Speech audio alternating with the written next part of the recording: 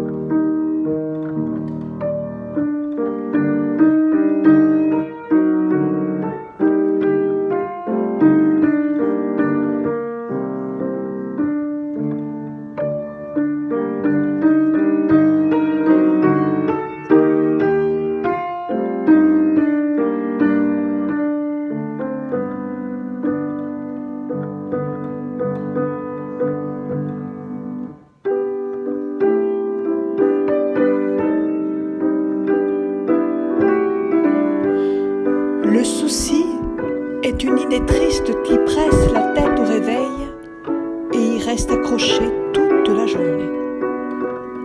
Ce matin-là, à Mirepoix, le souci s'appelait « Pas comme tout le monde ». Ainsi le souci pénétra dans la chambre de Tistou. « Que va-t-il m'arriver ?» se demanda celui-ci. Et il renfonça la tête dans l'oreiller. pas se rendormir. C'était désespérant, avouez-le, de si bien dormir en classe et si mal dans son lit. Devant sa glace, Monsieur Père se faisait briller la tête, mais sans joie et par habitude. Voilà un enfant, réfléchissait-il, qui semble plus difficile à élever qu'un canon.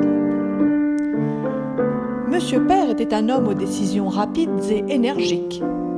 Diriger une usine de canons vous trempe l'âme. D'autre part, il aimait beaucoup son fils. « C'est très simple, j'ai trouvé, » déclara-t-il. « Tistou n'apprend rien à l'école, eh bien, il n'ira plus dans aucune autre école. Ce sont les livres qui l'endorment. Supprimons les livres. Nous allons essayer sur lui un nouveau système d'éducation, puisqu'il n'est pas comme tout le monde. Il apprendra les choses qu'il doit savoir en les regardant directement. On lui expliquera comment fonctionne la ville, l'usine et tout ce qui pourra l'aider à devenir une grande personne. La vie, après tout, c'est la meilleure école qui soit. On verra bien le résultat. » Une nouvelle vie allait commencer et le soleil se mit à briller.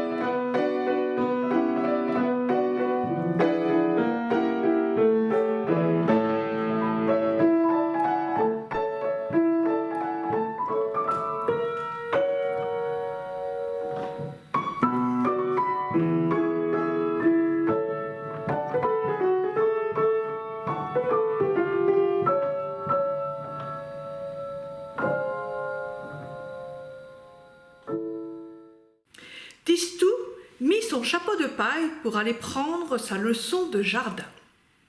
Monsieur Père avait jugé logique de commencer par là l'expérience du nouveau système d'éducation. Dans la serre, le jardinier Moustache, prévenu par Monsieur Père, attendait son élève. Le jardinier Moustache était un vieil homme solitaire, peu bavard et pas toujours aimable. Une extraordinaire forêt couleur de neige lui poussait sous les narines. « Ah, te voilà !» répondit le jardinier. « Eh bien, on va voir de quoi tu es capable. Voici un tas de terreau et voici des pots à fleurs.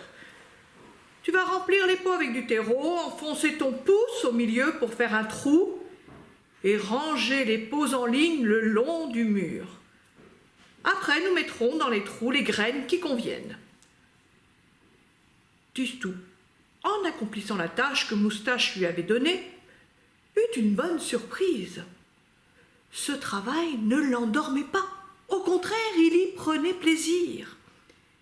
Il trouvait que le terreau avait une bonne odeur. Un pot vide, une pelletée, un trou avec le pouce, et le tour était joué. On passait au suivant. Les pots s'alignaient le long du mur. Le long des murs, là, à quelques pas, tous les pots remplis par Tistou avaient fleuri en 5 minutes. Dans chaque pot s'épanouissaient de superbes bégonias, et tous ces bégonias alignés formaient un épais buisson rouge. « Ce n'est pas croyable !» disait Moustache. « Il faut au moins 2 mois pour faire des bégonias comme ceci. » Un prodige est un prodige. On commence par le constater et ensuite on essaye de l'expliquer. « Mon garçon, dit-il enfin après mûre réflexion, il t'arrive une chose aussi surprenante qu'extraordinaire. Tu as les pouces verts. » « Verts ?» s'écria Tistou fort étonné. « Moi, je les vois roses, et même plutôt sales pour le moment. Ils ne sont pas verts. »« bien sûr, tu ne peux pas le voir, » reprit Moustache. « Un pouce vert est invisible. Cela se passe sous la peau. C'est ce qu'on appelle un talent caché. Seul un spécialiste peut le découvrir. Or, je suis spécialiste et je t'affirme que tu as les pouces verts. » Tistou ne parut pas enchanté de la révélation. « On va encore dire que je ne suis pas comme